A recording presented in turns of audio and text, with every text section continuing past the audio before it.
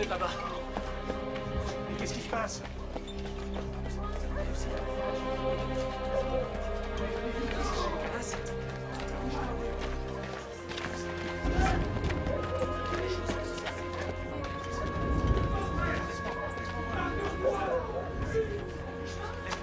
Oh, miséricorde!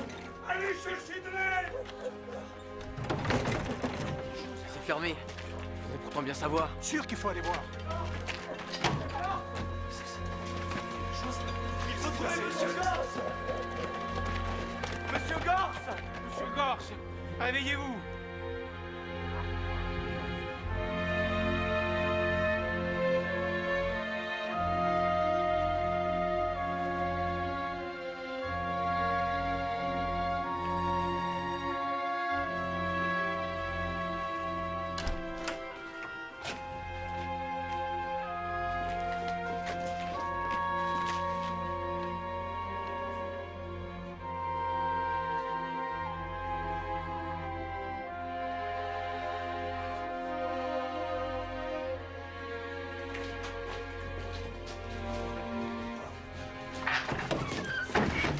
Miséricorde, laissez-nous. Partez, je vous en conjure. Au nom de Dieu, partez.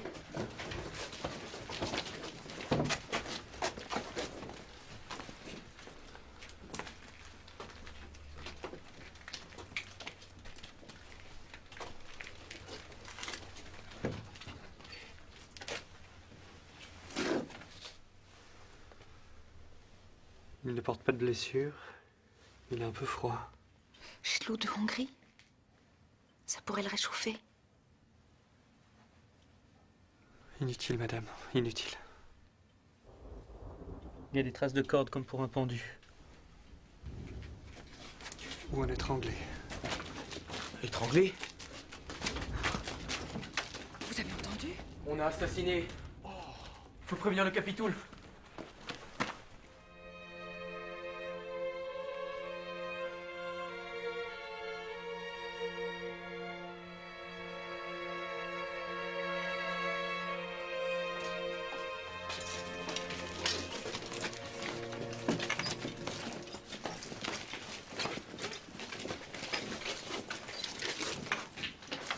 Il y a quelqu'un ici qui est mort de mort violente?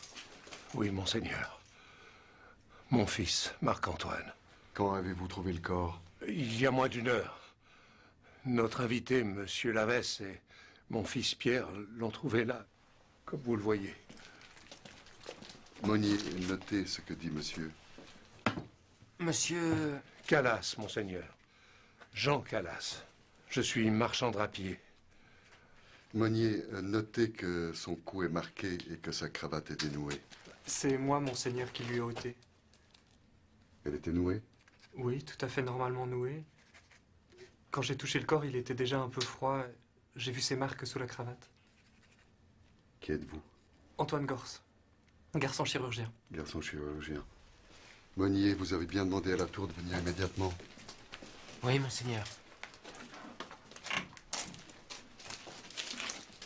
Officier la tour.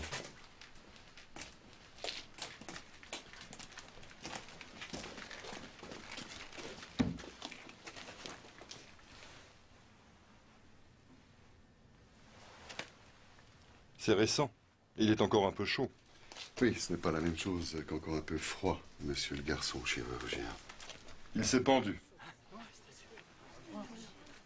Mais il a pu également être étranglé avec une corde.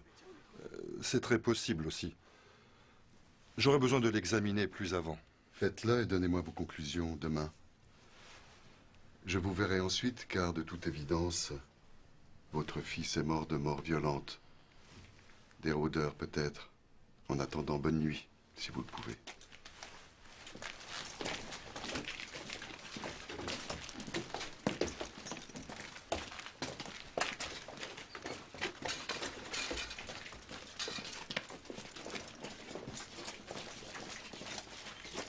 Dites-moi, quand vous avez découvert le corps de votre fils, la boutique était-elle ouverte sur la rue ou fermée?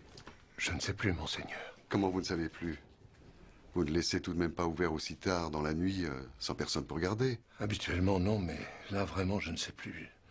Je n'ai plus ma tête. La boutique était fermée. On a voulu entrer, pas possible. On peut aussi pénétrer par derrière. Il y a une cour. Bien, nous verrons ça demain. Tout ce que vous avez déclaré avant, vous le jurez sur les évangiles, n'est-ce pas? Sur l'épisode sacré de la Passion du Christ. Hein? Oui, Oui. Juré.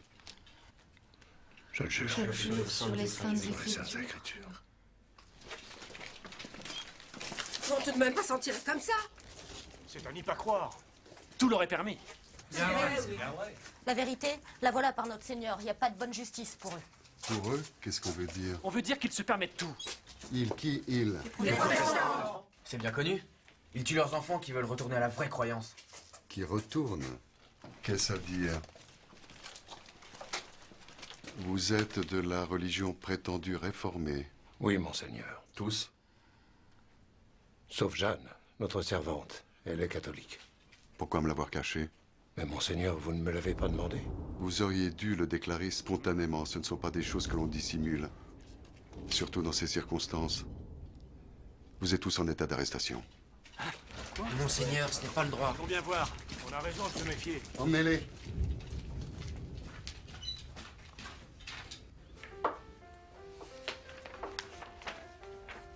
S'il vous plaît, écoutons mademoiselle Corneille. Pour vous d'abord, monsieur de Voltaire, afin de vous montrer que j'ai bien écouté vos leçons, j'avais prévu un très long compliment en vers, un peu à la manière de mon arrière-grand-oncle Corneille, que vous admirez tant. Et à votre égard, madame Denis, j'avais composé un poème sous forme d'exercice d'admiration un peu à l'antique, pour louer vos élégances.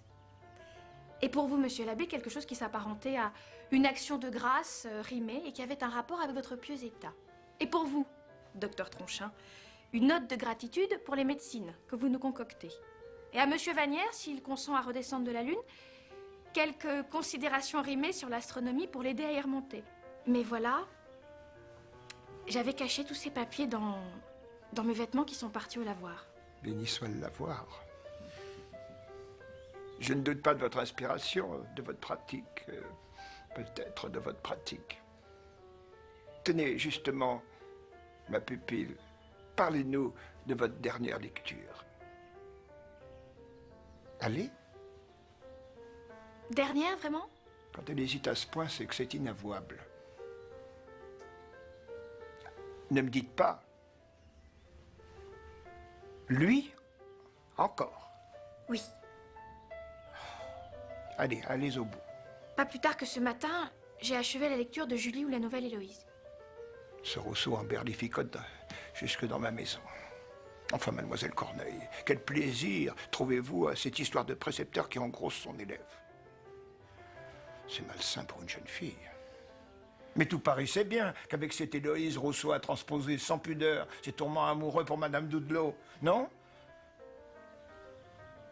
Enfin, bon, si Paris ne le sait pas, je compte sur vous tous désormais pour le faire savoir.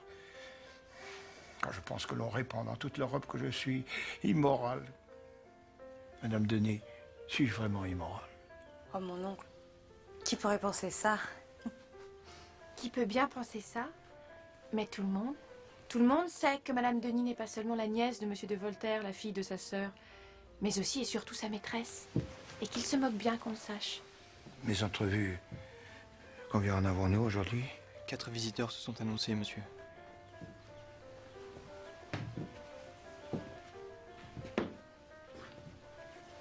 Petite Corneille, désormais vous y assisterez. La petite Corneille.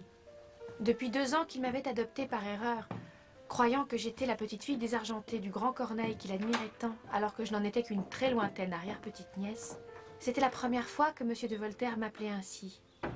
Et aussi qu'il me proposait d'assister à l'une de ses entrevues, comme il désignait ces moments particuliers où des gens de 1000 horizons venaient le consulter, quémander, ou simplement recueillir ses propos. Son rival a chanté le socle laborieux. Certes, c'est très honorable de vouloir versifier à votre âge, à condition de ne pas en abuser. Mais j'écris pour la postérité. La postérité. Je ne crois pas que votre poésie arrive un jour à cette adresse. Un conseil, écrivez moins. Lisez plus. Et puis, il n'y a pas que la poésie dans l'existence. Essayez le commerce. Le notariat, le cheval, le ver à soie. On n'imagine pas l'importance du ver à soie. Moi-même, j'en fais l'élevage. Mes compliments à vos parents.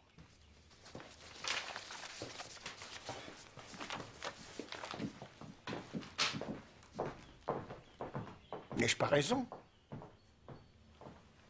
Je veux dire pour le ver à soie. Bon, c'est facile de vous moquer puisque personne n'ose vous répondre. Approchez, approchez. C'est notre curé. C'est le mien aussi, hélas. Que nous veut-il? Une dîme, monsieur. Il exige une dîme que la tradition avait abandonnée depuis longtemps. Et avec ses arriérés. Voilà un curé qui ne se mouche pas du coude. Une dîme, rien que cela. Donnez vos preuves à Vanière. Moi, j'écrirai à son évêque. Mais s'il persiste, je m'attacherai à lui procurer un emploi aux galères.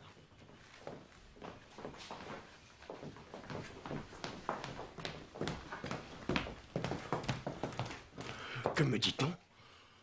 Que vous voulez détruire mon église? Car elle vous gêne la vue? Que me dit-on? Que vous voulez tirer du sommeil une dîme qui ne demande qu'à se faire oublier, et avec les arriérés encore. Vous cherchez des prétextes. Parlons de mon église. Je n'aime pas votre comédie. Du reste, vous ne croyez pas en Dieu. Mais si j'y crois, je crois même que s'il n'existait pas, il faudrait l'inventer. Je crois en Dieu, curé, ne vous en déplaise, mais je ne crois pas dans les prêtres qui nous volent jusqu'à notre dernier soupir. Ma comédie vaut bien la vôtre.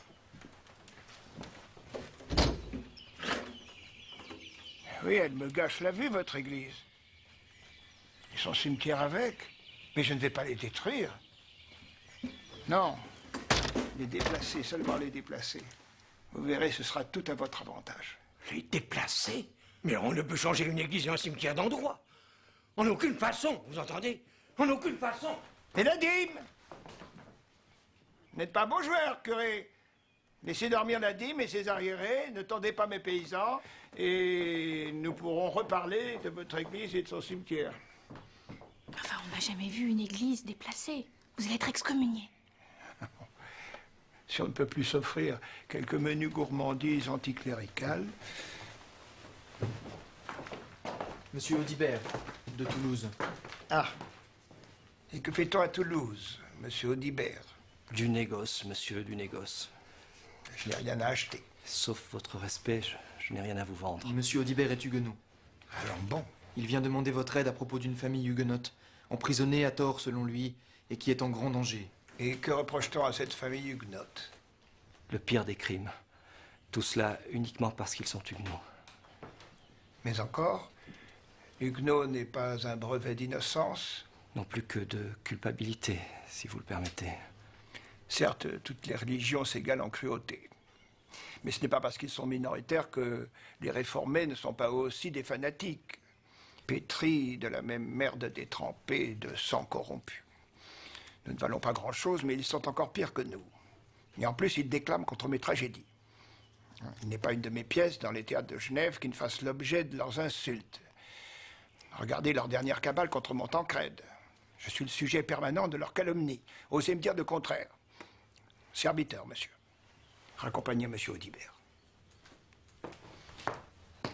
C'est ainsi que cette affaire Calas, qui devait bouleverser l'existence de tant de personnes, et la mienne, je l'ai vécue en son tout début. Aussitôt après que monsieur Audibert fut parti, prétextant des migraines, monsieur de Voltaire se coucha et ne se releva que le lendemain pour me retrouver où je ne l'attendais pas, dans son théâtre, où nous répétions Tancrède, sa dernière tragédie. Mais pourquoi ce déguisement? Enfin, Tancrède n'est pas de la scène, c'est à Argire que je m'adresse, à mon père. Ce n'est que pour vous aider. Et puis, je suis de la scène qui suit. Cette témérité vous offense, peut-être, nous semble une injure. Ici, la loi plus dure veut de l'obéissance. Ici, la loi plus dure veut de l'obéissance et défend le murmure. Qui vous défend de murmurer ici, dans ma maison? Non, mais il ne s'agit que de théâtre. Vous déclamez trop vrai pour ne pas y adhérer. Et que diraient ces murmures s'ils me parvenaient? Non, rien, il ne vous dirait rien. Allez, Ne faites pas comme les autres, osez me répondre. Mais pourquoi moi? La plus jeune et la moins instruite. La personne ici qui vous est le plus redevable. Allez lâcher ce que l'on craint de me dire. Vraiment. Et vous ne serez pas fâché? Si, probablement. Mais je vous l'ordonne. Eh bien, les murmures vous apprendraient... M'apprendrait? Vous apprendrez que chacun ici craint votre vivacité et a peur de vous déplaire. Et redoute vos jugements. Et que le matin, selon que votre humeur est bonne ou mauvaise, la journée le sera aussi. C'est tout? Non. On dit aussi que vous vous ruineriez pour faire le mal autant que pour faire le bien. Par exemple? Eh bien, l'autre jour, ce jeune homme dont vous avez moqué la poésie, et ce curé dont vous voulez faire déplacer l'église, et cette famille de protestants dont vous n'avez rien voulu savoir. Et d'un autre côté, il y a toute votre sollicitude pour vos paysans, vos livres que chacun admire, et vos protestations contre les injustices. On dirait tantôt que vous haïssez à l'excès, tantôt que vous aimez trop. Qui ne sait pas haïr ne sait pas aimer. En tout cas, je n'ai de regret, ni pour le mauvais poète, ni pour le curé. Alors vous en avez pour s'y réformer? Ouais. Il faudrait que j'en sache plus. Et puis, cet homme de Toulouse, vous avez vu, il n'a pas insisté. Il est parti. Non, mais vous l'avez conduit. Et vous reconduit. Vous êtes resté avec lui. Longtemps, très longtemps. Ah, ne dites pas le contraire, on me l'a rapporté. Allez, dites-moi ce qu'a dit cet homme de Toulouse. Allons, répétez-le-moi. Eh bien, je ne me suis pas fait prier pour lui raconter ce qu'il avait refusé d'entendre de Monsieur Audibert. Je vous le demande une dernière fois. Fermez ou ouverte votre boutique? Vraiment, monseigneur, je ne puis rien assurer. Tout est encore trop confus. Et la cravate de votre fils, comment expliquer qu'elle cachait des traces de strangulation? Je n'ai pas d'explication, monseigneur. Quelqu'un a-t-il des réponses? Emmenez-les, mais qu'ils restent à côté.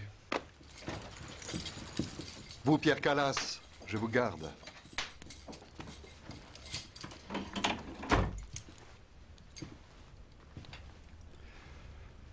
Recommençons. Vous descendez l'escalier du logement avec votre ami Solavès. Vous arrivez tous les deux dans l'arrière-boutique et vous trouvez le corps de votre frère allongé sur le parquet près de la porte qui donne dans la boutique. C'est bien ça? Oui. Notez. J'ai découvert le corps de mon frère allongé sur le sol près de la porte qui donne dans la boutique. Ajoutez, sur les lieux, je l'ai juré, sur les évangiles. Et je renouvelle mon serment ici même. C'est bien ça? Oui. Juré. Je le jure. C'est bien. Emmenez-le, faites revenir le père.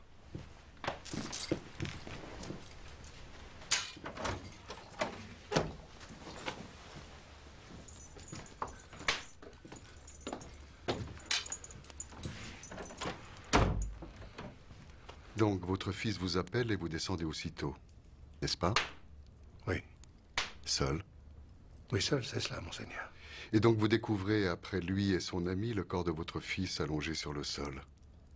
Vous confirmez? Oui, monseigneur. Jurez. Je jure. Enregistrez bien. Emmenez-le. Je vous le redis, ils ne me sont pas sympathiques, vous réformez. Je ne sais pas pourquoi ils ne me sont pas sympathiques. J'ai une mauvaise intuition à leur endroit. Mais monsieur, s'il vous plaît, laissez-moi au moins vous dire la suite. Maintenant, parlons sérieusement. C'est le tuteur qui s'adresse à sa pupille. Madame Denis m'a glissé qu'un certain capitaine voudrait me déléguer son parent pour discuter d'un mariage avec vous. Mais je ne le connais pas, ce capitaine. J'ignore même jusqu'à sa figure. Ah, ma chère enfant, vous ne seriez pas la première, et pas plus malheureuse pour autant, à découvrir votre époux au moment des noces. Mais oui, mais je ne veux pas me marier. Avec celui-là, en tout cas. Ah, tiens, c'est pas ce que pense Madame Denis. Je recevrai ce capitaine et son parent. Je ne devrais pas? Eh bien, tant pis, je le recevrai quand même. Ah, je leur ai promis. Et c'est trop tard pour revenir là-dessus. et j'entends que vous serez présente.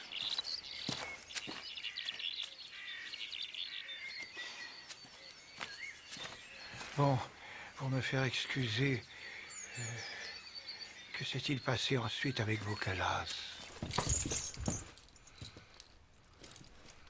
Vous avez demandé à me voir? Je vous écoute. Voilà, monseigneur. Cette nuit, j'ai prié. Et Dieu m'a inspiré. Hier soir, je ne vous ai pas dit toute la vérité. Et j'ai commandé de mentir à mon fils et à son ami. Mais pas à ma femme, ni non plus à notre servante. Elle ne savait rien. J'ai confiance en vous, monseigneur. Allez au fait. Eh bien voilà.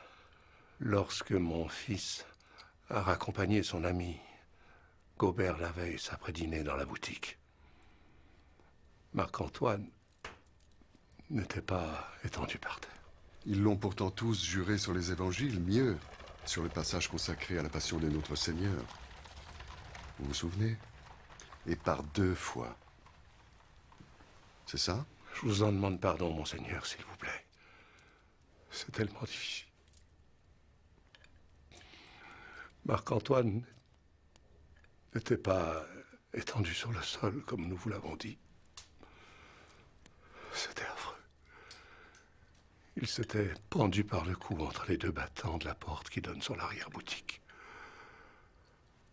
La boutique était effectivement fermée. La corde était attachée à un de ces billots de bois qui sert à enrouler nos tissus. Vous êtes un parjure, comme vos complices. Ce ne sont pas des complices. Seulement 2 jeunes gens affolés à qui j'ai demandé, avant qu'ils sortent pour appeler le garçon chirurgien, de ne pas révéler que Marc-Antoine avait attenté à sa vie, afin de lui éviter l'infamie réservée aux suicidés.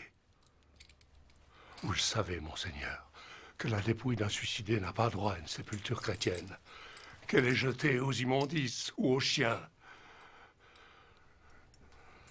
J'ai menti pour sauvegarder l'honneur de notre famille et pour épargner ma femme qui ignore encore comment son fils est mort, comme notre servante. Ainsi donc, selon vous, votre fils se serait détruit avec une corde. Et vous le jureriez sur les évangiles, comme les 2 fois précédentes. Dites-moi, quel passage des Saintes Écritures aurait votre préférence cette fois-ci? Remarquez, il n'en est pas un serment prêt. Et il faudrait le croire, les croire tous. Emmenez-le dans l'aile sud pour qu'il ne communique pas avec ses complices. Croyez-moi, monseigneur, je suis seul responsable. Pardon, je réclame votre indulgence, humblement.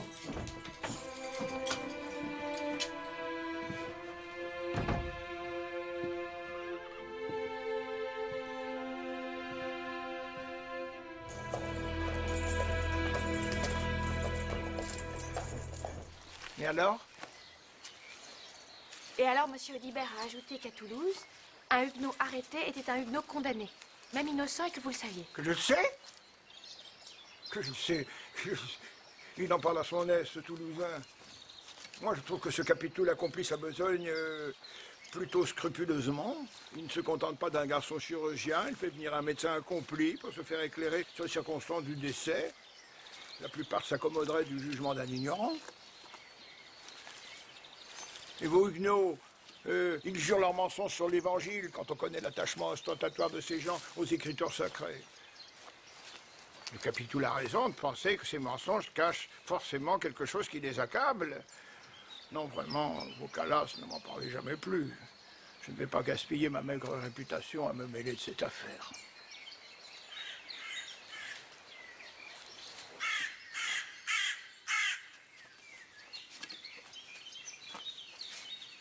Simple curiosité, vous n'avez rien appris d'autre? Non, rien de plus.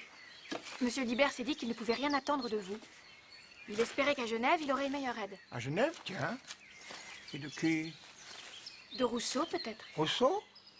Pensez donc, il est inaccessible aux sentiments. Il ne connaît que les fourments. Quant à cet Audibert, je vous le dis, on ne le reverra plus. Oh si, je lui ai conseillé de s'arrêter à son retour. Et même, je l'ai assuré que vous le recevriez. commandez à mes entrevues maintenant? Décidément, vous ne nous refusez rien. Ne comptez pas que je lui consacre la moindre minute. Surtout s'il a vu Rousseau.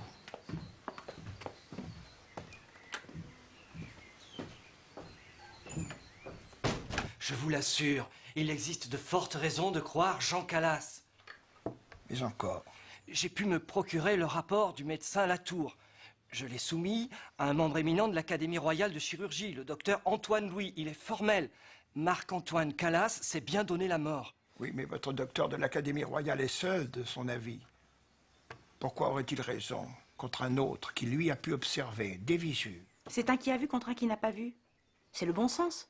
Ce n'est pas une bonne cause pour mon oncle. Monsieur Audibert, vous venez de Genève. Qu'a dit Rousseau de tout cela? Mais je n'ai pas vu Rousseau. Je n'ai même jamais cherché à le voir. Et j'ai eu des nouvelles de Toulouse. Et ce qui s'est passé là-bas est bien plus qu'inquiétant. Dites-nous.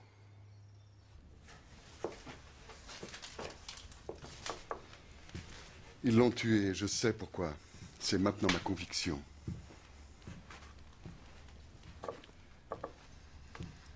Reste à l'étayer. L'étayer? Oui. L'étayer par un monitoire. Je compte faire donner un monitoire. Car c'est ici la cause de la religion. Un monitoire? Mais vous ne pouvez pas. Je prends tout sur moi. Aucune condition n'est requise. La cause de la religion, vous dis-je.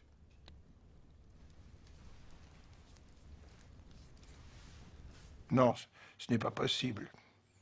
Ça l'est même si peu que ça devrait vous rassurer. N'est-ce pas, l'abbé? Effectivement. C'est exceptionnel de lancer un monitoire. C'est très compliqué. Pensez qu'il faut l'accord d'un évêque. Encore ne peut-il le donner que si la religion est en grand péril. Et alors, il devrait quasiment en référer à Rome. Vous voyez, c'est un jésuite qui vous le dit. Et pourtant, si. Il est de mon devoir de vous annoncer qu'un monitoire est lancé. Pour vous rappeler qu'il est fait obligation de révéler, sous peine d'excommunication et des pires châtiments divins, tout ce que vous savez à propos du sieur Marc-Antoine Calas aîné, qui avait renoncé à la religion prétendue réformée, qu'il était menacé, maltraité et regardé de mauvais œil dans sa propre famille s'il faisait abjuration publique, que son propre père lui aurait dit qu'il n'aurait d'autre bourreau que lui s'il persistait à quitter la cause huguenote. À ceux qui savent qu'on l'a fait mettre à genoux et étranglé, ou pendu avec une corde à 2 nœuds coulants, qui ont entendu une voix criant « À l'assassin !» Puis, oh mon Dieu, que vous ai-je fait?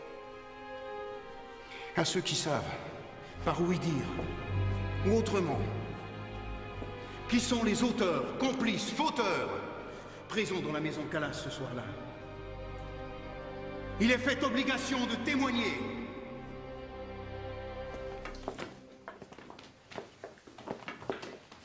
Tout ça ne rend pas les Calas plus innocents. Mais je reconnais qu'après un appel à la dénonciation aussi vicieux, la suite n'est pas difficile à deviner. Qu'est-ce que vous savez? C'est des Huguenots. Mais encore. Ils ont tué leur fils. Mais pourquoi?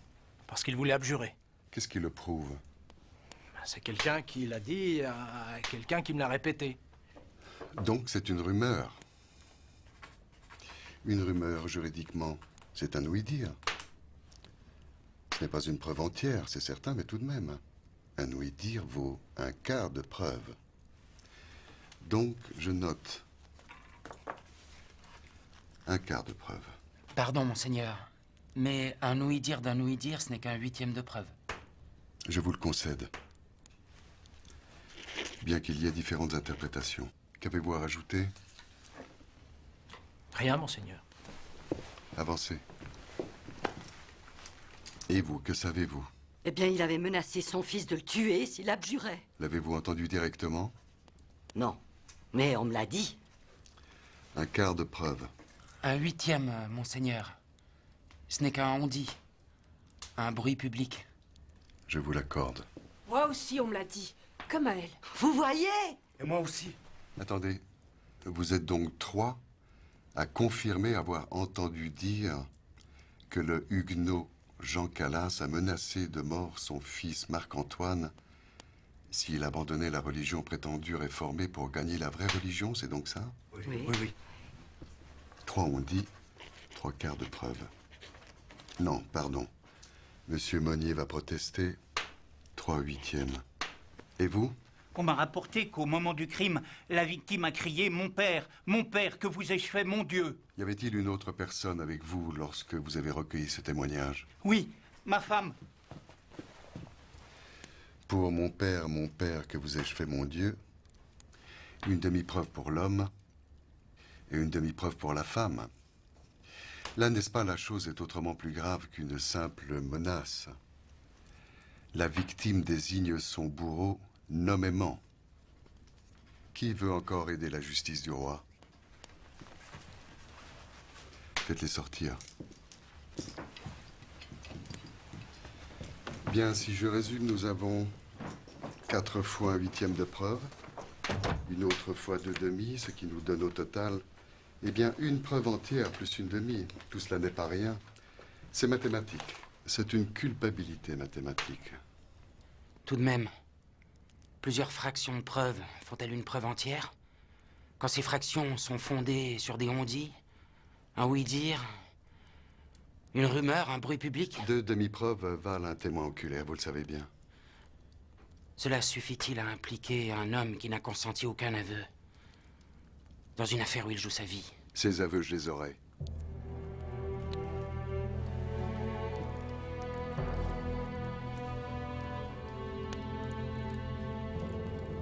Je le confondrai en faisant parler les siens.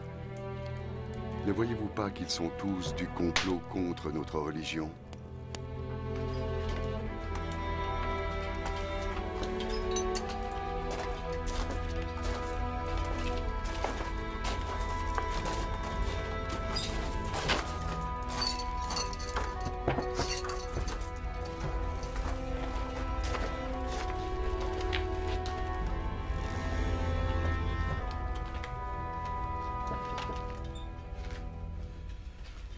Madame, je comprends que ce lieu entretienne votre désarroi, mais il ne tient qu'à vous d'en sortir sur le champ. J'aimerais simplement m'assurer de quelque chose.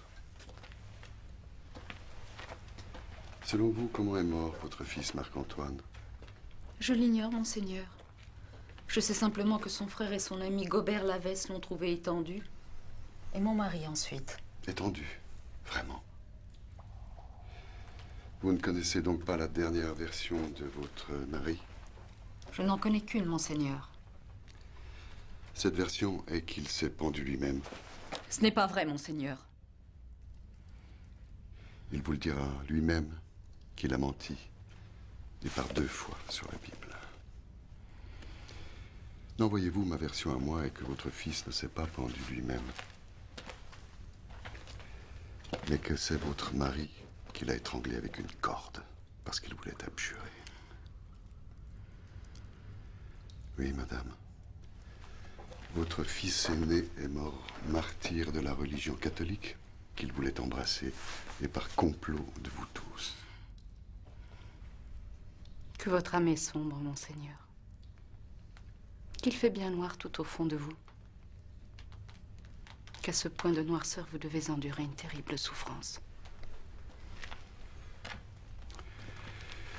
Ah, Monnier, le plus elle va prier pour moi.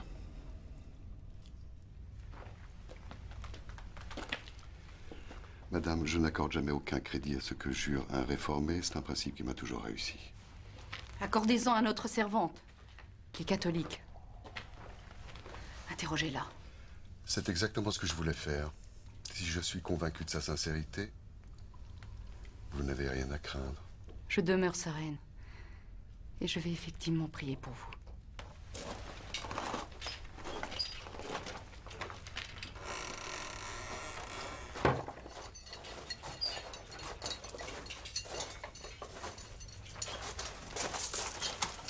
Alors comme ça, tu es catholique, toi? Une bonne catholique? Oui, monseigneur. Je crois que notre religion est la seule vraie religion, et je veux l'aider.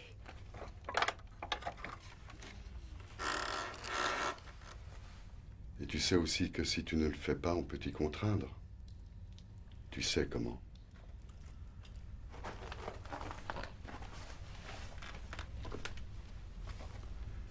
As-tu peur? Oui, monseigneur, j'ai peur. Alors, au nom de notre religion, et parce que je ne veux pas abandonner inutilement une bonne catholique au bourreau, dis-moi comment est mort Marc-Antoine. Je ne sais pas comment le petit est mort. Je sais simplement que mon maître l'a découvert sans souffle, étendu à terre. C'est comme ça que je l'ai trouvé moi-même. Et ne crois-tu pas que ton maître aurait pu mentir? Oh non, monseigneur, non. Je ne te crois pas. Il a étranglé son fils et tu le sais. Dis-le au moins une fois. Une fois. Tuer son fils? Non, non, monseigneur, ça n'est pas possible. Mon maître est un homme sévère, mais juste, droit et bon. Sévère? Fanatique plutôt. Dis-moi, Marc-Antoine ne devait-il pas se convertir? N'a-t-il pas clamé le soir même de sa mort qu'il voulait abjurer le lendemain même? Sa famille ne le tourmentait-elle pas, craignant qu'il trahisse sa mauvaise croyance? C'est pour ça que son père l'a tué de ses propres mains. Et toi, tu étais dans la maison, tu ne pouvais l'ignorer. Le bourreau te le fera dire. Je crains le bourreau. Mais moi que Dieu. Sur ma foi, monseigneur, je n'ai jamais entendu que Marc-Antoine voulait changer de religion et se faire catholique. Pourtant, j'aurais bien voulu. C'est moi qui ai aidé son frère Louis à la conversion.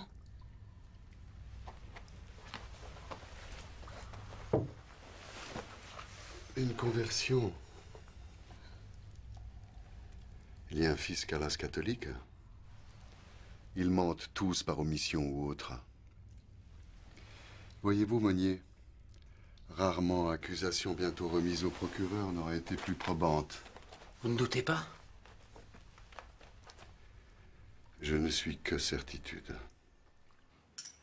Vous le voyez bien. Tout est joué. Quel mauvais homme, ce Capitoul. Ce ne sont pas les hommes qui sont mauvais. Ce sont les lois. Changez les lois, vous changerez les hommes. On dirait que vous parlez comme Rousseau. Et après? Ils sont au secret et attendent d'être jugés. Cela peut prendre des années, comme des mois, comme quelques jours. C'est au bon vouloir du Capitoul. Mais c'est maintenant qu'ils ont besoin de votre aide. Besoin de mon aide. Mais je ne suis ni justicier ni avocat, je ne suis qu'un malheureux philosophe. Je n'ai d'armes que mes écrits, quand ils sont lus. Et en plus, le roi m'interdit Paris. Si je m'y risquais, je serais embastillé. Oui, oui, embastillé. J'y fus à la Bastille, et par 2 fois. Hein? On m'y a battu, j'y ai souffert. J'ai cru ne pas y survivre. Je me le suis juré, je ne ferai rien, jamais, qui puisse donner prétexte à m'y reconduire. Si j'habite ici que l'hiver est une Sibérie, c'est que d'un saut de plus, je suis à Genève, à l'abri de mes ennemis. Et puis je suis fatigué. Je suis vieux, malade. Je dois aller me coucher. Qu'on me laisse agoniser en paix. Qu'on me laisse finir ma vie tranquille. Ah non, laissez-moi. Apportez-moi plutôt les mauvaises médecines de Tronchin. Si mes médecines sont mauvaises, pourquoi en doubler les doses que je vous prescris? Justement parce qu'elles sont de peu d'effet. Sachez-le, ce soir ou demain, je ne ferai rien pour les Calas. Ce Capitoul, il y a certes beaucoup à dire contre lui sur la manière dont il enquête. Mais ce qui compte, c'est ce que décideront les juges, devant lesquels ils comparaîtront. Seule leur décision, si elle s'avérait éminemment contestable, m'inclinerait à me débusquer. Grâce à Dieu, nous n'en sommes pas là. Pardonnez-moi, monsieur, mais n'est-ce pas prendre le risque d'intervenir trop tard Ne devriez-vous pas... En avez-vous beaucoup comme cela, jeune fille sans importance, de conseils à m'administrer? Ne m'avez-vous pas dit déjà que je parlais comme Rousseau?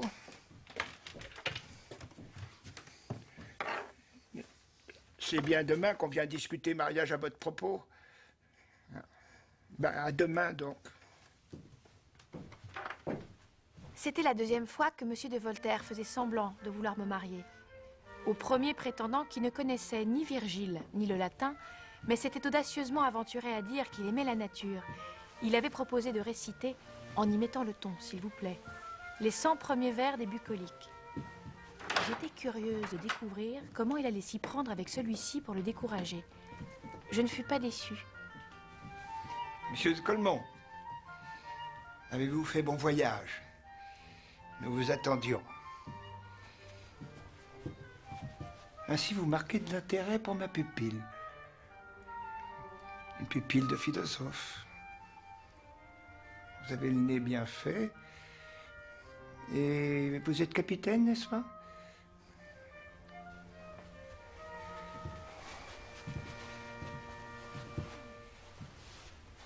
Qu'en pensez-vous? Depuis 2 ans qu'elle est à Ferney, chacun ici a pu constater qu'elle est une gaie et décente jeune personne. Elle connaît la tapisserie au petit point. Elle va régulièrement à la messe où je l'accompagne, malgré ce qu'en disent mes ennemis. Elle joue la comédie, pas encore la tragédie, mais elle s'essaye avec les miennes. Elle a appris la grammaire, alors qu'elle n'avait aucune disposition pour cette sublime science. Enfin, elle porte un nom illustre. Corneille. Corneille, illustre, si l'on veut. Comment si l'on veut? Doutez-vous? Ah, mais là n'est pas la question. Ah non, parfait. Car je ne vois pas comment je pourrais accorder cet enfant à qui n'admirerait pas son prestigieux ancêtre.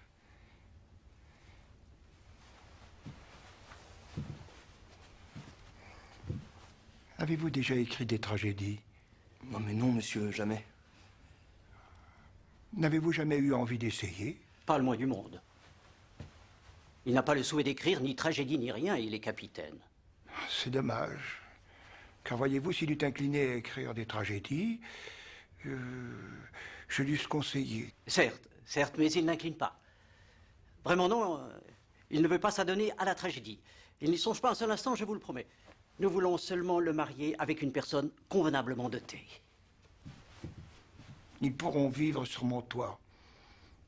Mais admettez tout de même que c'est dommage, pour qui prétend s'unir à la descendante du grand Corneille, de négliger les tragédies. Oui, mais la dot. Je leur lèguerai mes droits sur mes commentaires de Corneille. Un ouvrage apprécié. Des hommages, monsieur de Colmont. Apprécié, oui, mais se vendant peu. La demande en mariage s'est arrêtée là. Monsieur de Voltaire n'en a pas paru vraiment mécontent. Madame de Nissy. Moi, non. De cette période, je me souviens comme des derniers moments d'insouciance à Ferney, où quand il n'écrivait pas des ouvrages savants ou des pièces de théâtre, Monsieur de Voltaire se livrait à toutes ses lubies. Avec ces froids durs, nos légumes d'hiver vont prendre du retard.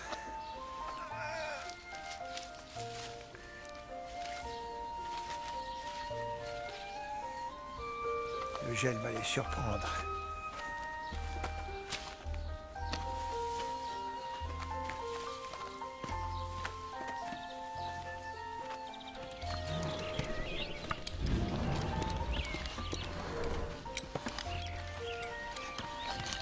Camille, donne-moi la queue de la charrue. Honneur à qui fertilise la terre. Allons voir mes manufactures. Ils tissent de la soie. Avec toute cette soie, nous pourrons faire des bas. Des bas de grande qualité, les premiers dans ce pays. Allons voir les montres.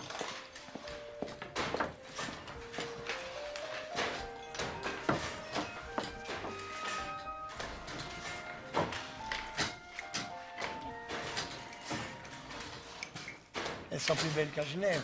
Combien en avons-nous? 300 environ. 300? Tout de même. hein, c'est qu'il va falloir les vendre. Comme les bas. Je vais m'en charger. Post-scriptum pour Madame Dupuis-Donjac. Ce sont mes verres à soie qui m'ont donné de quoi faire ces bas. Aussi magnifiques qu'ils sont peu coûteux. Dédiés les maîtres Madame, ainsi que votre fille, l'exquise Marie. Ensuite, ensemble, montrez toutes les deux vos jambes, à qui vous voudrez, et payez-moi quand vous pourrez, etc., etc. J'ajouterai bien un petit couplet pour mes montres. Qu'en pensez-vous? Hein? Et en placer 5-6. Non? 10 peut-être? 10? Autant que cela, vous croyez? Et puis non, la prochaine fois. En revanche, demain, nous en proposerons 30 au duc de Duras, pour qu'il en fasse présent, à l'occasion du mariage de son fils. Il ne pourra pas me refuser ça.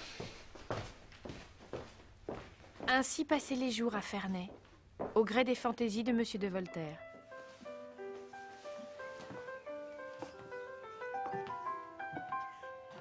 Et des mimiques convenues de Madame Denis qui tenait à ce que l'on sache certains matins que son oncle l'avait retenue toute la nuit. Mon oncle a eu une nuit accomplie. Il est d'humeur heureuse ce matin.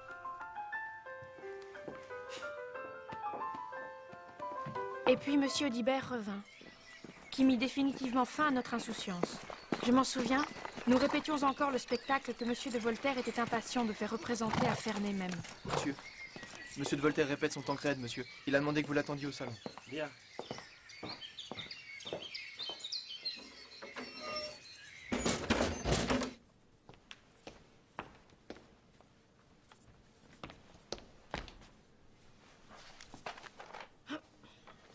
Enfin, selon vous, je sors à court ou à jardin? Peu importe, vous atermoyez tous. Jamais vous ne serez prêts.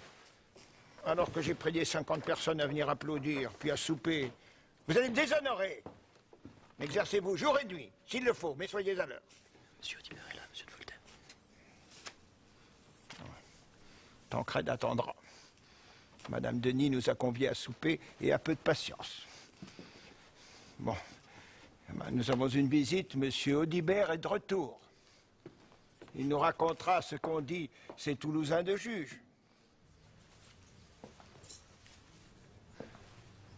La reconnaissez-vous? Elle ressemble à celle que nous utilisons. Peut-être est-ce la corde dont notre malheureux fils se serait servi. Non, il n'aurait pas pu s'en servir. La corde est trop courte pour qu'un homme puisse s'y pendre. J'en ai fait l'expérience. Mais elle est toutefois suffisamment longue pour qu'on puisse l'étrangler avec. Vous le savez bien. Saisissez votre chance. Avouez que c'est vous, avec vos complices, qui avez tué votre fils. Vous gagnerez notre indulgence. Avouez, je ne le puis, vraiment, je ne le puis. Nous ne voulons pas de votre indulgence. Mais justice. Simplement justice. L'indulgence s'adresse aux coupables. Veuillez vous rasseoir. À l'instant, vous venez bien de dire que vous vous étiez livré à une expérience tendant à prouver que la corde aurait été trop courte pour permettre à Marc-Antoine Calas de s'y pendre. Mais à quel moment avez-vous trouvé cette corde et pris sa mesure? Et qui prouve que c'est bien la bonne corde que vous avez expérimentée parmi toutes celles qui se trouvaient dans la boutique? Maître, c'est la bonne corde, puisque c'est moi qui vous le dis. Quant à l'expérience, j'y ai procédé le surlendemain de cette nuit atroce, après que Calas ait avoué tous ses mensonges. J'ai placé le billot de bois au-dessus de la porte, j'y ai fait glisser la corde. Elle était vraiment trop courte pour qu'on s'y pende. Et vous n'avez pas éprouvé la nécessité de vous livrer à cette reconstitution en présence des accusés? Ou de moi-même, ou même de votre assesseur? Mais maître, Monseigneur n'y était nullement tenu par la loi. Tous les moyens sont bons pour faire apparaître la vérité. Oui, j'ai justement là quelqu'un qui pourrait y contribuer. Avec votre permission.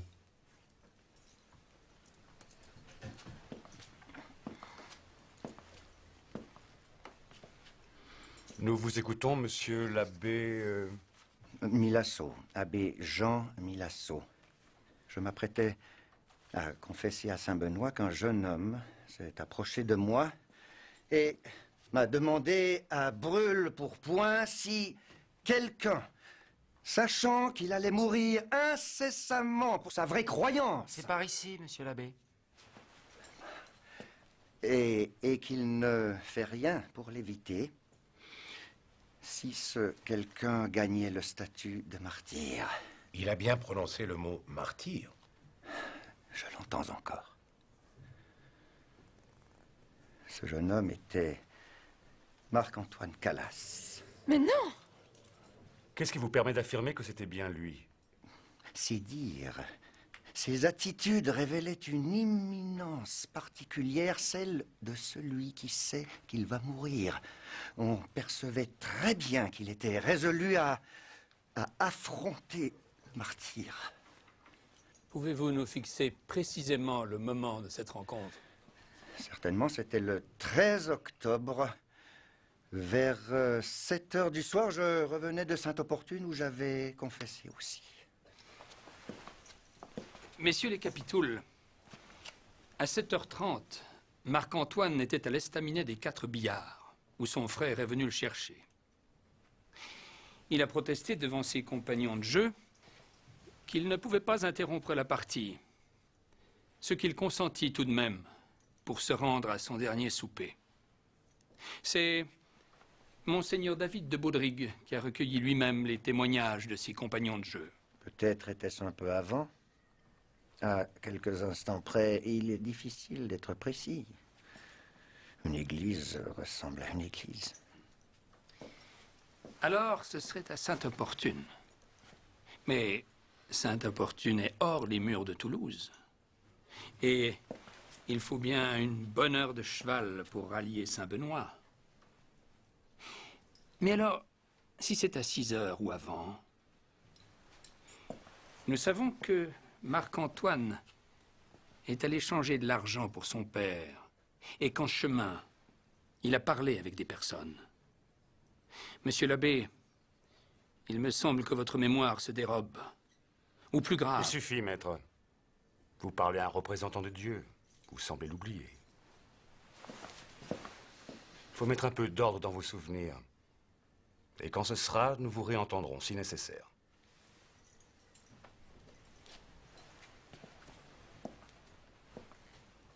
Le dernier témoin.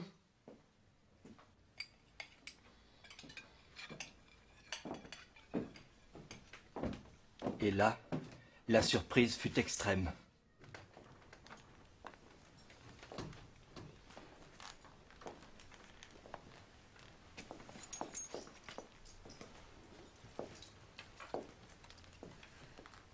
Vous avez osé.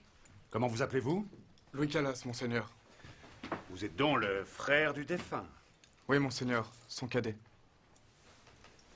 Et vous êtes catholique, contrairement à vos parents, n'est-ce pas? Comment ça s'est-il passé avec votre famille quand elle a su que vous abandonniez sa religion? Lorsque j'ai annoncé ma décision, mon père en a conçu un grand dépit. A-t-il cherché à vous faire changer d'avis? En vous menaçant, en vous tourmentant? Ne vous a-t-il pas chassé? Il a beaucoup plaidé pour que je revienne sur ma décision.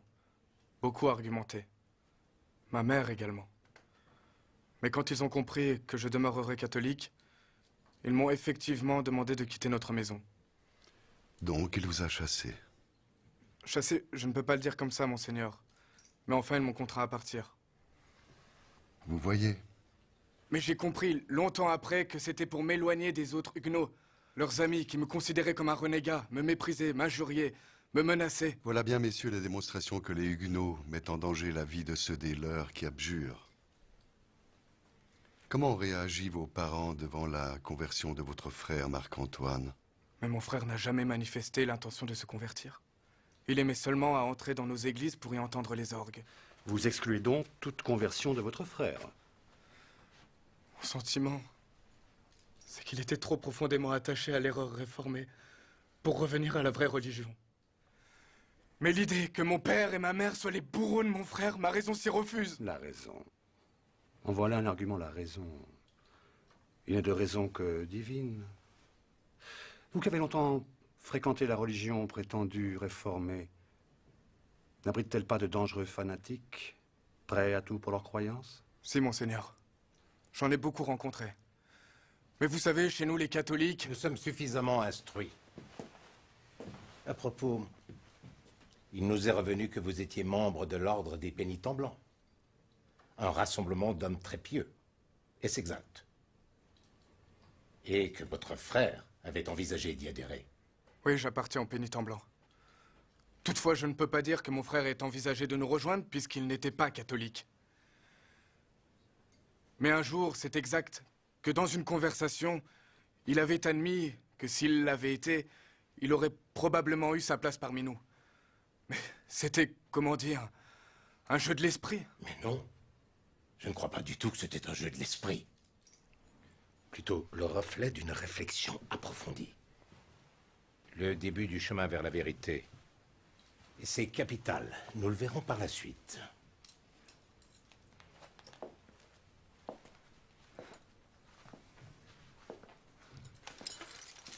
Je te bénis, Louis. Mon père!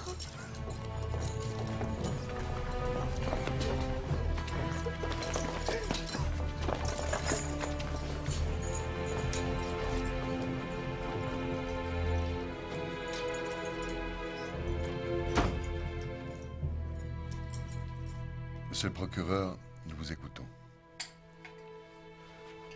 Il a parlé 3 heures. Et sa conclusion fut terrible. C'est pourquoi je requiers que les 3 Calas, Jean le père, Anne-Rose sa femme et Pierre leur fils, soient condamnés à être pendus jusqu'à ce que mort naturelle s'ensuive.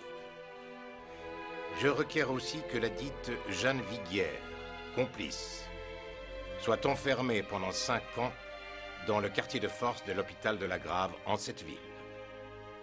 Et le dit Gobert Lavesse, leur complice, à être condamné aux galères perpétuelles. Ayez présent que vous avez en main la défense de notre religion. Retirez-vous et délibérez sous le regard de Dieu. J'attends votre verdict avec confiance. Messieurs les capitouls, je veux plaider, j'insiste. Non seulement pour les accusés, mais aussi pour vous. Qu'il ne soit jamais dit que vous avez jugé sans entendre une autre voix que celle qui accuse. Maître Carrière, ne m'obligez pas à répéter que vous ne pouvez plaider autrement que par écrit. C'est la loi royale. Par conséquent, nous examinerons les écritures que vous nous confierez. Sachez, nos gré de vous avoir laissé interroger les témoins. Suffit.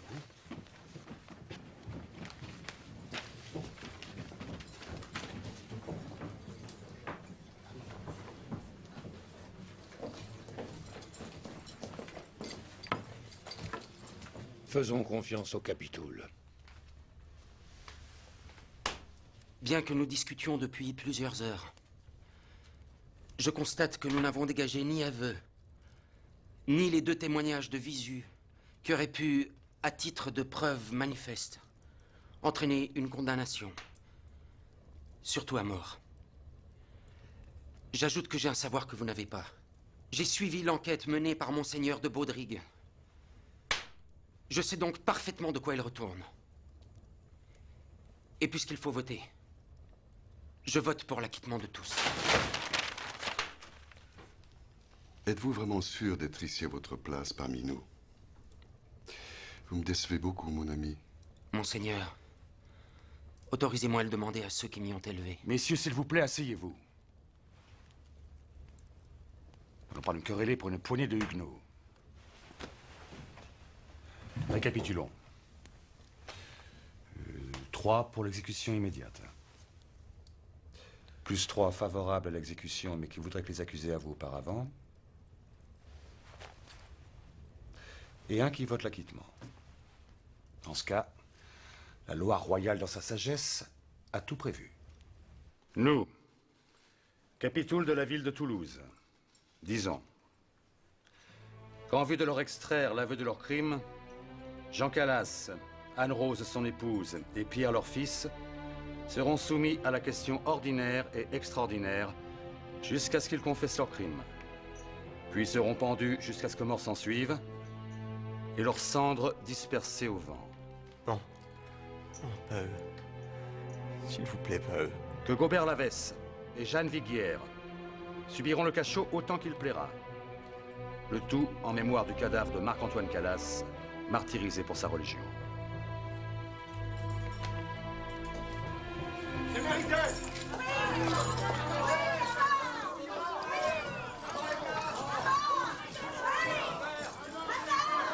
C'est une injustice. Nous sommes innocents. Ce n'est pas fini. Ayez confiance. Je fais appel devant le Parlement de Toulouse. Bien sûr qu'il faut en appeler à d'autres juges. C'est là que tout se jouera. Et les Huguenots de Toulouse, comment ont-ils réagi? Ont-ils fait quelque chose? Rien. Sinon, prier. Et encore, secrètement, ils étaient terrorisés. Souvenez-vous qu'à Toulouse, on donne des réjouissances chaque année en l'honneur de la Saint-Barthélemy. Je ne sais que trop, cette ville est la plus fanatique du royaume. Bon, eh bien, attendons l'appel. Et c'est là que, je le répète, tout se jouera et que je pourrais intervenir. Si la justice est bafouée. Ce n'est pas tout. Les pénitents blancs ont réussi à faire croire que Marc-Antoine était un martyr de la religion catholique. Ils ont promené sa dépouille à travers la ville avant de l'enterrer en grande pompe dans un cimetière catholique.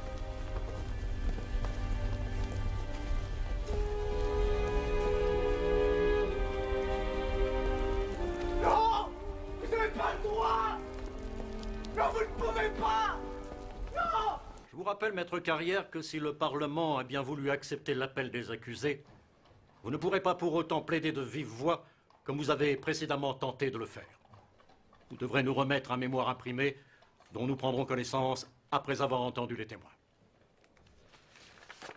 Nous en avons 26 contre Jean Calas, 17 contre sa femme, 29 contre Pierre Calas, 12 contre l'abbesse et 9 contre la servante Jeanne Viguière. Et combien en faveur des accusés? Un seul. Eh bien, les débats sont clos. S'il vous plaît, Monsieur le Président. Je tiens à ce que vous entendiez le témoignage du docteur Antoine Louis, de l'Académie royale de chirurgie.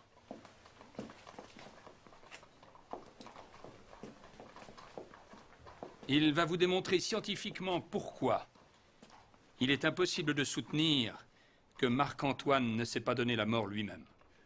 Dites-nous, que veut dire maître Carrière par démontrer scientifiquement? Cela signifie, Monsieur le Président, que fort de mon expérience médicale, j'ai comparé les marques laissées sur le cou d'hommes exécutés par pendaison judiciaire à celles laissées sur le corps du défunt Marc-Antoine, telles qu'elles ont été décrites dans le rapport de mon confrère Latour. Il ne peut y avoir aucun doute. Les signes cadavériques ne sont pas ceux d'un homme étranglé par autrui, mais ceux d'un homme qui s'est pendu lui-même. C'est pourquoi, Monsieur le Président, je puis dire médicalement, scientifiquement... Permettez. La mathématique est une science, l'astronomie est une science, mais pas la médecine. La médecine est un art. Nous le savons depuis Hippocrate et Galien. On ne peut donc fonder un raisonnement scientifique sur la médecine. Les débats sont clos. Maître Carrière, donnez-moi vos écritures. Mon mémoire sur les accusés, Monsieur le Président. Il est bien épais, mais nous le lirons quand même.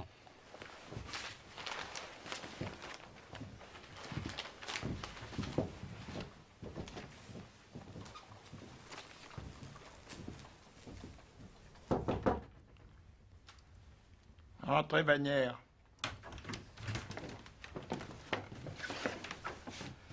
Jean Calas a été exécuté.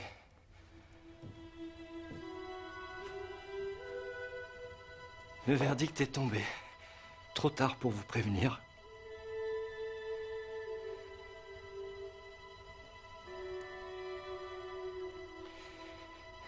Voulez-vous savoir comment ça s'est passé?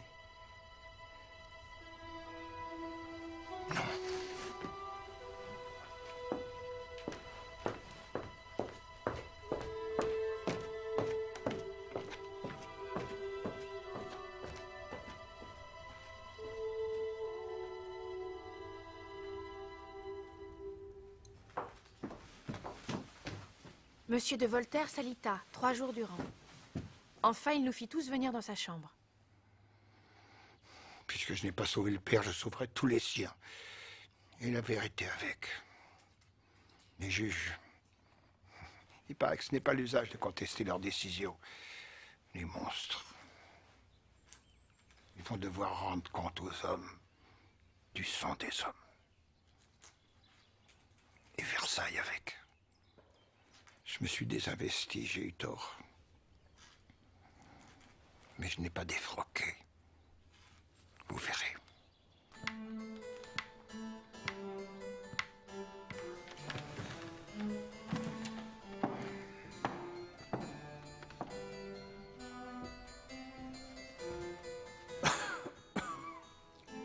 Monsieur de Saint-Florentin, ça fait bien longtemps que nous n'avions pas de nouvelles de Monsieur de Voltaire. Eh bien, aujourd'hui, nous comble. Voyez, j'ai fait intercepter ces lettres. Enfin, pas toutes. Vous n'imaginez pas combien il en écrit par jour. Et la nuit aussi, sûrement. C'est Calas, vous êtes au courant. Monsieur le ministre en charge de la religion prétendue réformée. Le capitoul de Toulouse m'avait informé en son temps de cette affaire.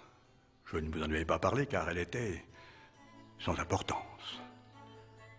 Maintenant, elle est derrière nous, Monsieur Choiseul. Sans importance? Derrière nous? Je crains que ce ne soit qu'un vœu, Saint-Florentin. Mais que fait-il de nous? Je l'ignore. Savez-vous sa dernière? Non. Il avait lancé des invitations pour présenter sa tragédie suivie d'un souper.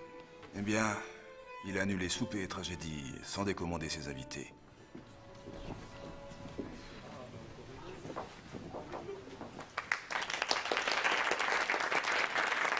Ce soir, vous n'irez pas à Syracuse avec Tancrède.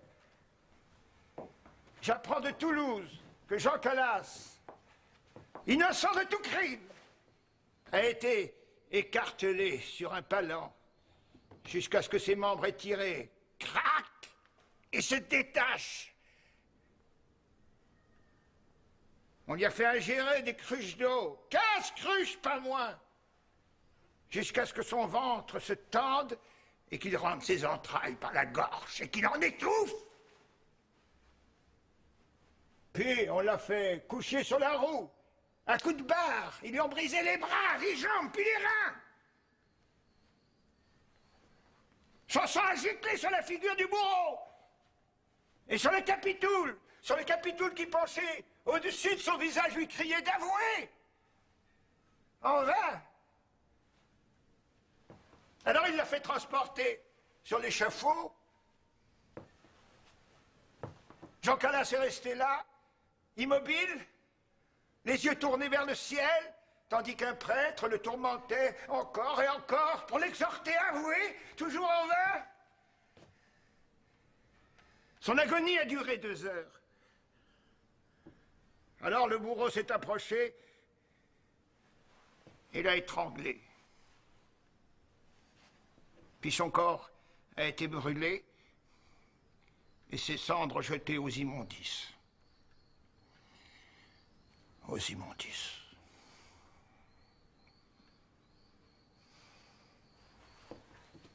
Contre les assassins juridiques, il n'y a d'espoir que dans le cri public. Criez! Criez contre lui!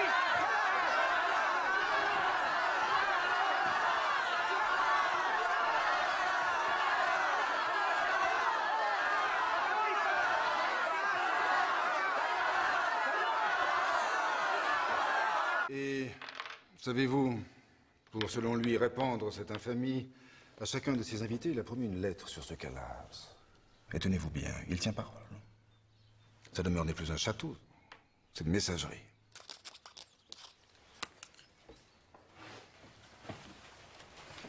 Il vous suffira de recopier. Chacun de vous en rédigera 22 par jour, au moins. C'est mon rythme habituel. Écrivons à Monsieur Fiot de la Marche. Oui, je sais, Bagnères. Il n'est ni très instruit, ni très pertinent. Tout le monde n'est pas d'Alembert, ni Diderot, ni même Rousseau. Mais il est bavard, tellement bavard, il en parlera à la terre entière. Écrivez. Mon cher et respectable ami, on l'ignore peut-être en Lorraine. Oui, mon pied. Mademoiselle, prenez-en donc soin. Mais il vient de se passer à Toulouse une scène qui fait dresser les cheveux sur la tête. Savez-vous ce que M. de Voltaire nous écrit?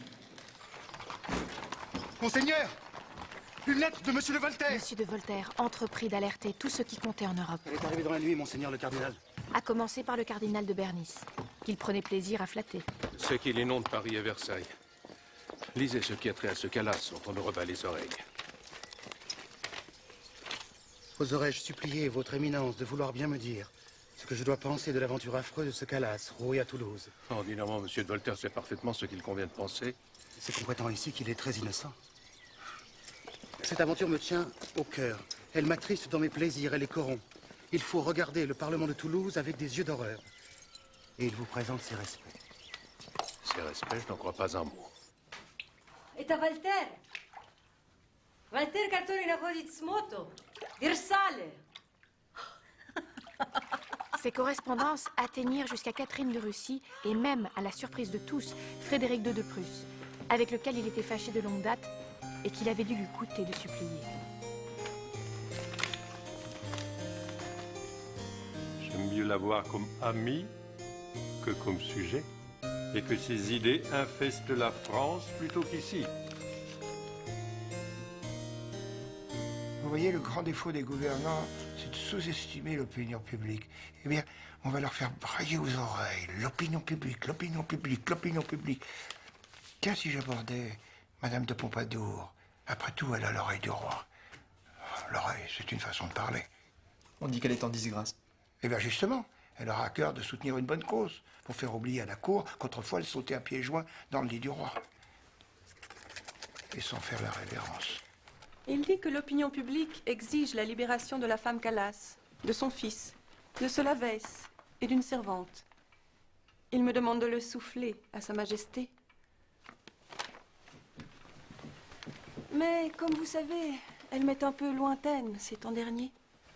Il dit que c'est l'intérêt du roi d'écouter cette opinion publique. L'opinion publique? Dit-il ce que cela est? On le devine. Une sorte de rumeur, mais en plus étendue. Et qui tiendrait sa force du fait qu'elle est commune à un grand nombre de sujets du roi, indépendamment de leur rang et de leur qualité. Il ne veut tout de même pas dire que les opinions d'un bourgeois, d'un marchand, d'un paysan, parce qu'elles font nombre, s'imposeraient au roi, à vous, à moi, ou à notre chère marquise. C'est exactement cela. C'est pourquoi il vaut mieux ne pas la laisser s'exprimer à haute voix, cette opinion publique, mais lui donner tout de même quelques satisfactions. On ne va tout de même pas faire élargir des coupables, réformer de surcroît. Mon ami, la haute politique s'accommode fort bien des erreurs judiciaires. Il doit même lui arriver de s'en nourrir. Ce qui lui laisse les mains libres pour libérer un coupable quand cela sert ses intérêts. On va faire sortir la servante et Solavès, mais pas la femme Calas et son fils, non. La servante et Solavès seulement, une catholique et un réformé, comme ça on caresse les deux camps. Monsieur de Voltaire accueillit la nouvelle d'un haussement d'épaules, comme si elle allait de soi. Le conseil du roi que je saisis au nom des Calas ne pourra moins décider que, premièrement, libérer la veuve Calas et son fils et ses filles. Secondement, les indemniser fortement du malheur qu'on leur a infligé. Libérer et indemniser. Réveillez-moi, Saint-Florentin, réveillez-moi. Troisièmement, le conseil du roi ne pourra pas moins faire que désavouer le parlement barbare de Toulouse, coupable d'un assassinat en robe et en bonnet carré. Libérer, indemniser, désavouer, réhabiliter. Je ne m'en lasse pas. On dirait que vous l'admirez. Admirer? Au fond, peut-être. Voyez-vous, il m'arrive de penser qu'à la place où nous sommes, le destin nous joue un bien vilain tour en nous opposant à lui. Aux yeux du monde, il a déjà réussi à nous faire endosser le mauvais rôle. Qu'allez-vous faire? Faire traîner. Ce Beaumont, cet avocat franc-maçon payé par Voltaire, demande au Conseil du roi de l'autoriser à faire appel du jugement de Toulouse. Ça, nous ne l'éviterons pas. En revanche, pour mettre en route cette révision, nous sommes maîtres des délais. S'ils pensent qu'on va laisser le temps ensevelir leur turpitude, ils vont voir. Je vais leur donner le coup de grâce avec une arme qu'ils n'imaginent pas.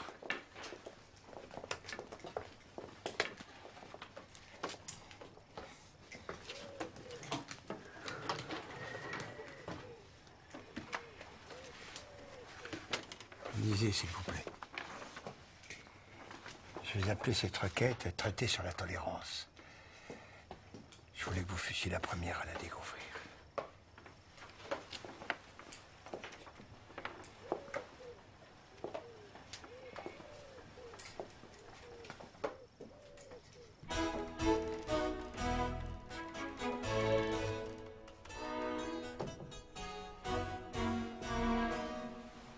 Majesté.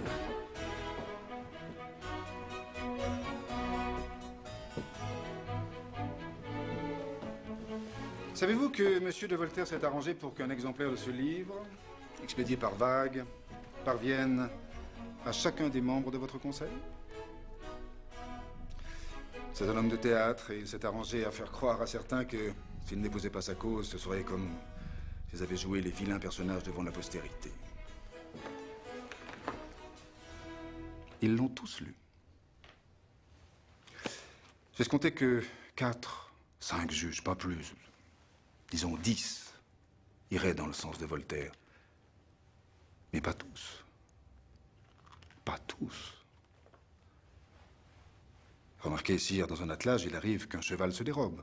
Mais là, toute une écurie.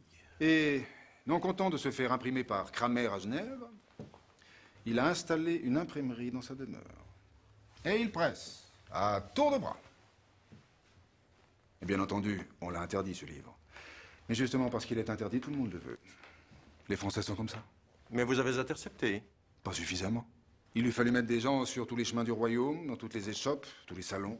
Et je ne parle pas de l'Angleterre, de la Prusse, de la Russie, de la Pologne, du Danemark. Il en aurait envoyé aux Turcs que je ne serais pas autrement surpris. Pas aux Turcs tout de même? Qu'est-ce qu'il dit? Voyez vous-même, Majesté. Traité sur la tolérance. Vous l'avez lu? En entier? Il a bien fallu. Et alors? Ce ne s'agissait que des Calas. Mais non, ils généralisent. Ils proclament des idées inconséquentes. L'égalité serait de nature à éviter les erreurs judiciaires. Les hommes devraient pouvoir choisir qui les gouverne. Non. Si. Il dit aussi, l'affaire Calas affecte la liberté de pensée et de croyance. Cette liberté est une exigence première des peuples, et plus loin, puissent tous les hommes se souvenir qu'ils sont frères. Ce sont ces mots. Les bourgeois en font leur gorge chaude, et même plus haut. Quant à plus bas, heureusement le peuple ne sait pas lire. Malheureusement, il n'est pas sourd, mon cher Choiseul. C'est la philosophie toute seule qui va écraser le fanatisme. La vérité est en marche.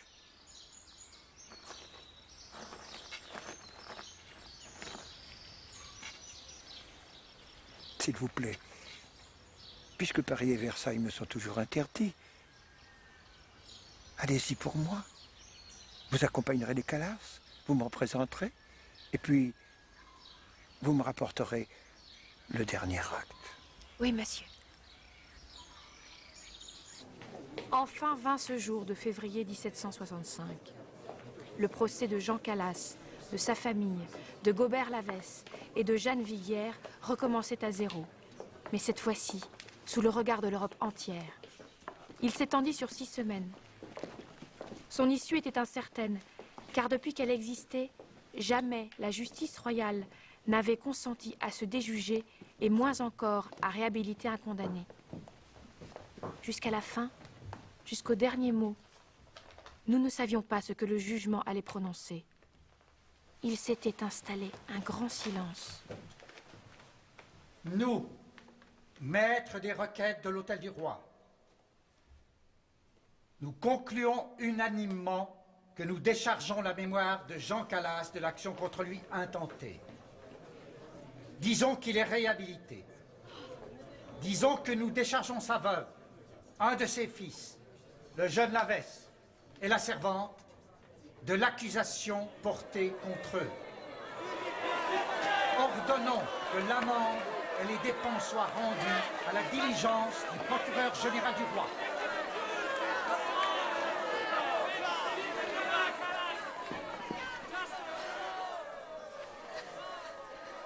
Vous lui direz.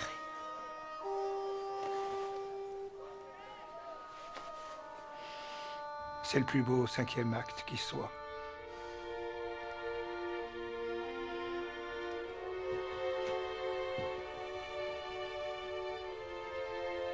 Mais ce n'est pas le dernier tableau, petite Corneille. Le dernier tableau, vous en aurez connaissance quand vous viendrez me rejoindre tout à l'heure dans mon cabinet. Plus tard, à ma surprise, apaisé comme je ne l'avais jamais vu, M. de Voltaire entra en confidence. À ce moment-là, voyez-vous, j'étais à peine sorti de l'enfance. Mon père a dit de moi que j'étais fou d'impiété. Bien vu. Ce que j'aime dans cette folie, c'est qu'elle a fait de moi le propriétaire d'un talent qui m'a permis de dire l'indicible. Mais du coup, m'a condamné à être l'unique comédien de mon propre théâtre. Personne ne me donne la réplique. Je soliloque toujours. Je grimace. Ma vie a commencé par des grimaces. On m'a cru mort à la naissance. Laid, intelligent, je n'avais de choix que défendre des convictions élevées.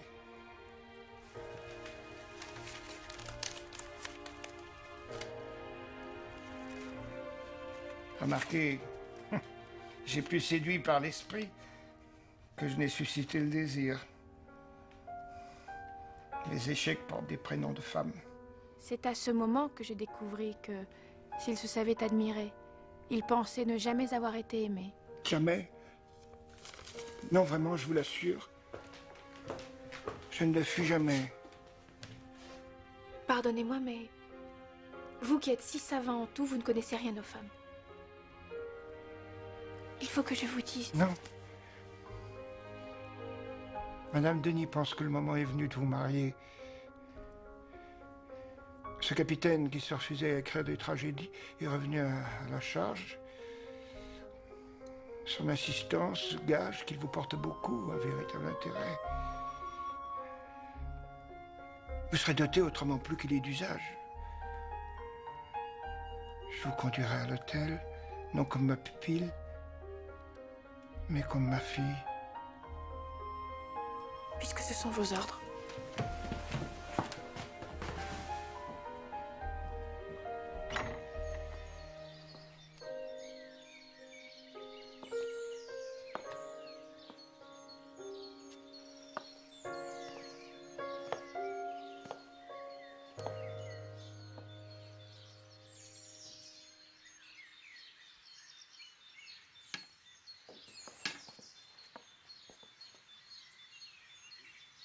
Est-ce pour que je n'ai pas de regrets que vous vous êtes déguisé en vieillard?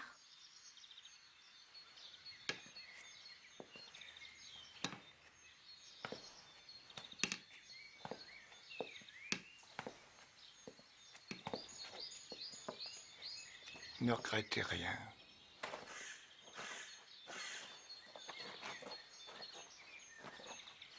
Vos sentiments, puisqu'ils sont nés, mourront. Et vous couriez le risque d'être affecté à mes tisanes et à mes migraines. Laissons-les à Madame Denis, qui n'a plus que cela. Je l'ai aimé. Mais lui, je veux croire qu'il n'a pas osé. Alors pour la première fois, fût-ce un court instant, je lui ai tenu tête. Au fond, vous aimez moins les gens que leur cause, et je n'en suis pas une. Osez me dire le contraire. Et lui, pour la première fois, ne m'a pas retourné une de ses répliques qui claquait comme une gifle.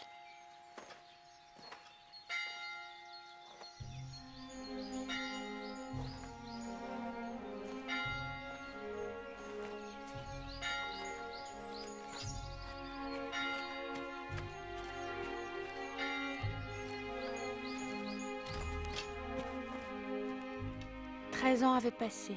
Monsieur de Voltaire s'était risqué à quitter son exil de Ferney. Malgré son immense état de fatigue, il avait insisté pour se recueillir dans la salle des requêtes. Personne n'avait compris les raisons de son obstination. Personne, sauf moi, qui savais que c'était l'accomplissement d'une promesse faite il y a longtemps à une jeune fille sans importance.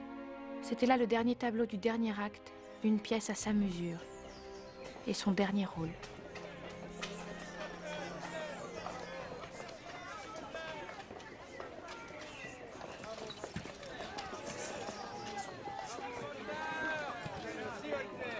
Calas. Regarde-le bien, il a sauvé des protestants. Merci, Voltaire. Il était fêté dans tout Paris. Vraiment. Rassurez-vous, cet engouement pour ce vieux singe, c'est une mode. Comme le café, ça passera. Certes, ce chahut est ennuyeux, mais ce n'est pas à vous que je vais apprendre que Paris est indocile et a besoin d'être maté.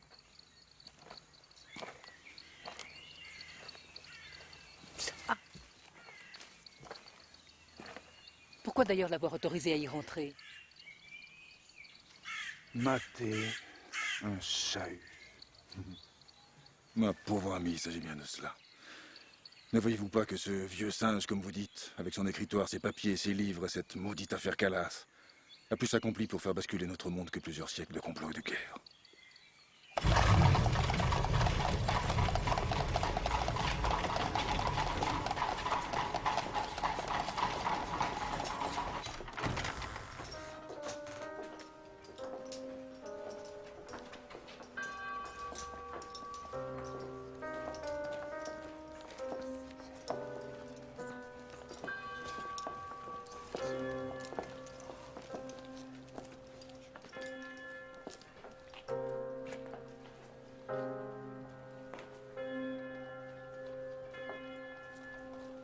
Gardez notre fils.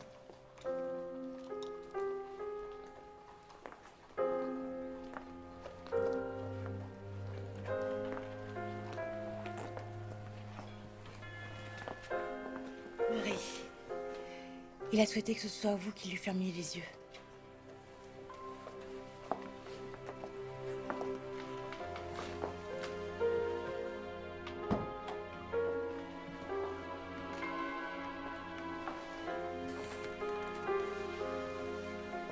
Marie, j'allais les oublier.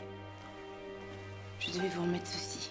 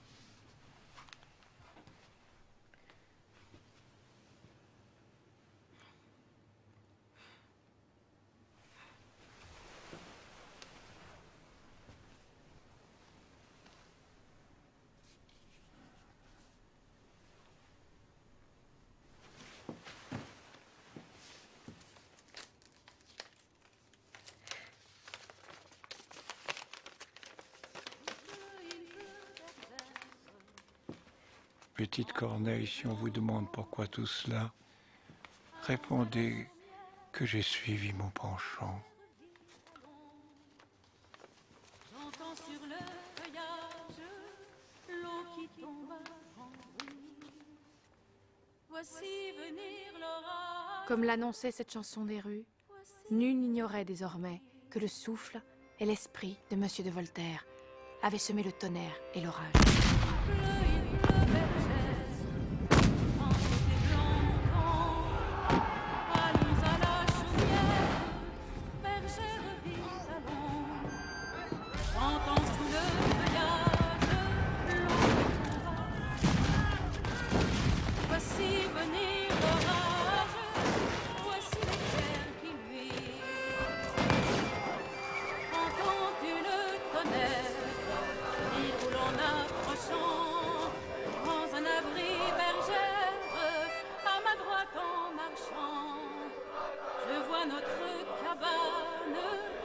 Tiens, voici venir ma mère et ma sœur Anne qui vont l'étable ouvrir.